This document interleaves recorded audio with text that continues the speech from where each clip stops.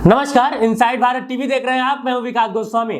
2 अक्टूबर यानी महात्मा गांधी जी और लाल बहादुर शास्त्री जी की जयंती, और आप सभी लोगों को उसके लिए बहुत बहुत शुभकामनाएं और बधाई। लेकिन क्या आप जानते हैं कि लाल बहादुर शास्त्री और गांधी जी के बीच किस तरह का रिश्ता था?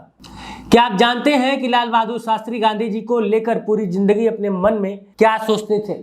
आज के इस वीडियो में हम आपको बताएंगे कि लाल बहादुर शास्त्री और गांधी जी से जुड़ी तमाम रोचक बातें जो हमारे यूथ से आज की पॉलिटिक्स छिपाने का प्रयास कर रही है। जैसा कि आप सब जानते हैं कि लाल बहादुर शास्त्री जी का जो जन्म है 2 अक्टूबर 1904 को उत्तर प्रदेश के वाराणसी से 7 मील दूर एक छोटे से रेलवे टाउन मुगलसराय में हुआ था। उनके पिताजी एक स्कूली शिक्षक थे।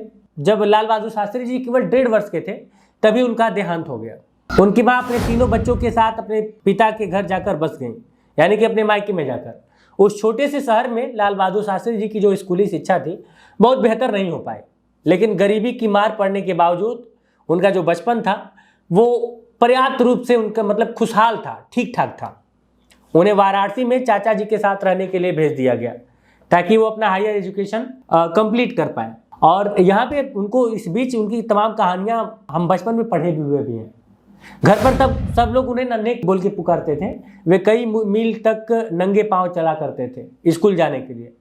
यहाँ तक कि कई बार ऐसा हुआ कि भीषण गर्मी, उसके बाद भी वो सड़कों पर नंगे पांव ही जाते थे। अब सोचिए कि गर्मी में किस तरह से सड़कें तपती हैं। बड़े होने के साथ ही लाल बहादुर शास्त्री जी अंग्रेजों से आज़ादी के लिए देश के संघर्ष में बहुत ज़्यादा रुचि दिखाने लगे। वे भारत में ब्रिटिश शासन का समर्थन कर रहे भारतीय राजाओं की महात्मा गांधी द्वारा की गई निंदा से बहुत ज़्यादा प्रभावित हुए थे, और इस तरह की कहानियां बहुत ज़्यादा प्रचलित भी हैं। लाल बहादुर शास्त्री जब केवल 11 वर्ष के थे तब से उन्हें राष्ट्रीय स्तर पर कुछ बहुत बड़ा करने का मन उन्होंने बना लिया था।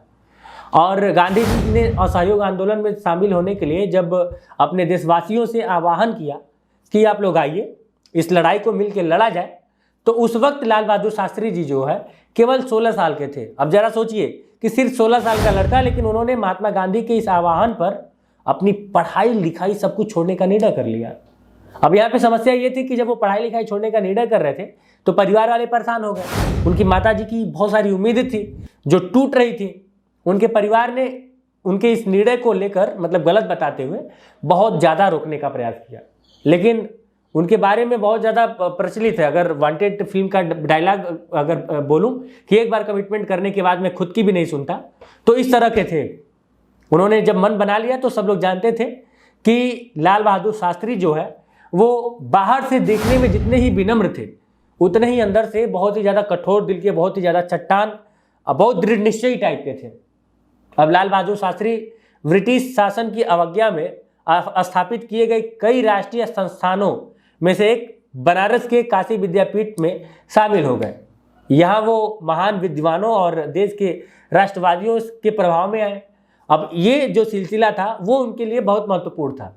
विद्यापीठ द्वारा उन्हें प्रदत्त स्नातक की डिग्री जिसका नाम शास्त्री था, उसको लेकर उनके नाम में शास्त्री लगा दिया गया। कई लोगों को लगा कि ये शास्त्री इनका नाम का टाइटल है। 1927 में उनकी शादी हो गई। उनकी पत्नी जो है ललिता देवी जी मिर्जापुर से थी, जो उनके अपने शहर यानी कि बनारस से पास पड़ता है। उनकी शादी सभी तरह से पारंपरिक थी। दहेज के नाम पर एक चरखा और हाथ से बुने हुए कुछ मीटर कपड़े थे। वे दहेज के रूप में इससे ज़्यादा कुछ और नहीं चाहते थे। 1930 की बात है। महात्मा गांधी ने नमक कानून को तोड़ते हुए दांडी यात्रा की। इस प्रतीकात्मक संदेश ने पूरे देश में एक तरह से कि ये बहुत बड़ी क्रांति थी। नमक आंदोलन को कोई जब भी चर्चा होती है तो बड़े क्रांति के रूप में इसकी चर्चा होती है। लाल बहादुर शास्त्री बहुत ज़्यादा ऊर्जा के साथ स्वतंत्रता के इस संघर्ष में शामिल हो गए, गांधी जी के साथ। उन्होंने कई विद्रोही अभियानों का नेतृत्व किया और कुल 7 वर्षों तक वो ब्रिटिश के जेलों में रहे। आज़ादी के इस संघर्ष ने उन्हें पूर्णतः परिपक्व बना दिया। आज़ादी के बाद जब कांग्रेस सत्ता में आई, उससे पहले ही राष्ट्रीय संग्राम के नेता विनीत और तमाम लोग लाल बहादुर शास्त्री के महत्व को समझ चुके थे। 1946 में जब कांग्रेस सरकार का गठन हुआ तो इस छोटे से डायनामो को देश के शासन में रचनात्मक भूमिका निभाने के लिए निभाने को कहा गया, उनसे रिक्वेस्ट किया गया। उन्हें अपने गृह राज्य उत्तर प्रदेश का संसदीय सचिव नियुक्त किया गया और जल्द ही वो गृह मंत्री के पद पर आसीन हो गए। कड़ी मेहनत करने की उनकी क्षमता और उनकी दक्षता उत्तर प्रदेश में एक लोकोक्ति बन गई थी। मतलब लोग कहावत कहने लगे थे उनके नाम को लेकर कि अगर भाई मेहनती कोई हो तो लाल बहादुर जैसा।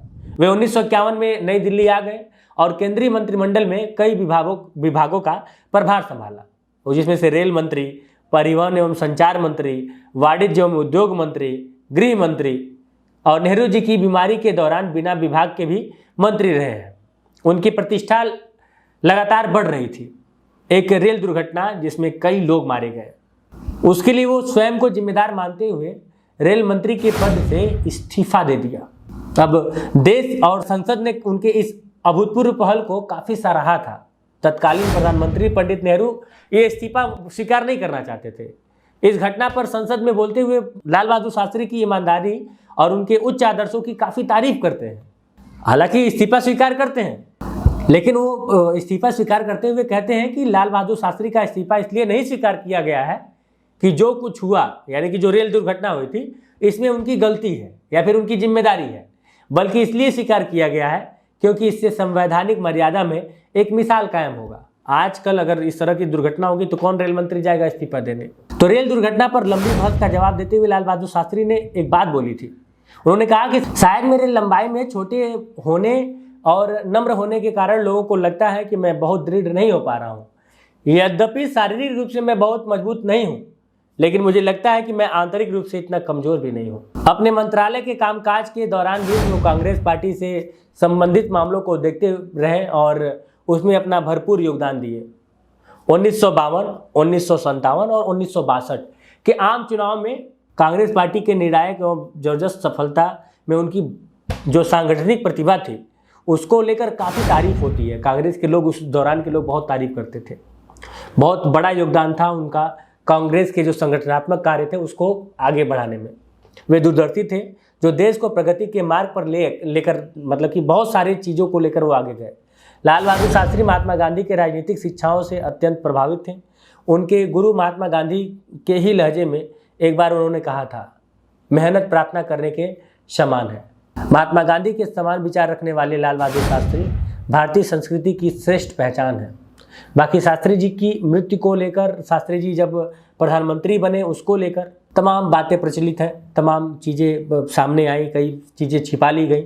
इस पर भी अलग से एक वीडियो अगर आप लोग कमेंट करेंगे, कमेंट करके बताएंगे तो एक रिसर्च वीडियो आप लोगों के सामने जरूर लेके आऊँगा। बाकी गांधी जी और शास्त्री जी को लेकर आपके मन में क्या विचार है हमें कमेंट बॉक्स में कमेंट करके जरूर बताइएगा। और एक बात और, लाल बहादुर शास्त्री जी को मानने वाले तमाम लोग हैं और आज जो पॉलिटिक्स हमारे देश में चल रही है उसको लेकर एक बात बहुत स्पष्ट है कि गांधी जी को तमाम लोग कई सारी चीज़ों को लेकर बहुत ज़्यादा गालियां देते हैं, लेकिन वो लोग अपने आप को भगत सिंह जी का, चंद्रशेखर आज़ाद जी का, लाल बहादुर शास्त्री का, सरदार वल्लभ भाई पटेल का को मानने वाले बताते हैं। अपने आप को यह इंगित करवाते हैं कि हम इनको मानते हैं, इनको नहीं मानते। लेकिन जितने भी ये महान क्रांतिकारी हुए ये सभी लोग गांधी जी के आदर्शों को बहुत ज़्यादा मानते थे, फॉलो करते थे, गांधी जी से बहुत प्रभावित थे।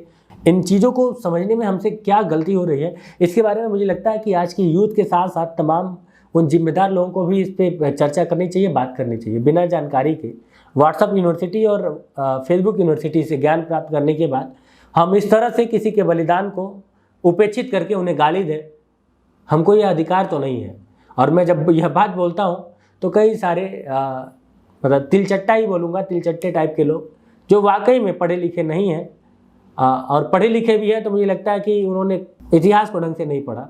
आप गाली कैसे दे सकते हैं? या तो आप अपने सरकारों से अपील कीजिए कि भाई प्रूफ करें कि गांधी जी कहाँ कहाँ गलत थे और उनको गलत साबित करें। तमाम बातें हैं, इस पर एक बड़ी चर्चा हो सकती है। इस पर एक वीडियो लेके बहुत जल्द आप लोग के सामने आऊँगा। बाकी इस वीडियो को अंत तक देखने के लिए आप लोगों का बहुत बहुत शुक्रिया। मिलते हैं किसी और वीडियो में किसी और मुद्दे के साथ, तब तक के लिए नमस्कार, जय हिंद।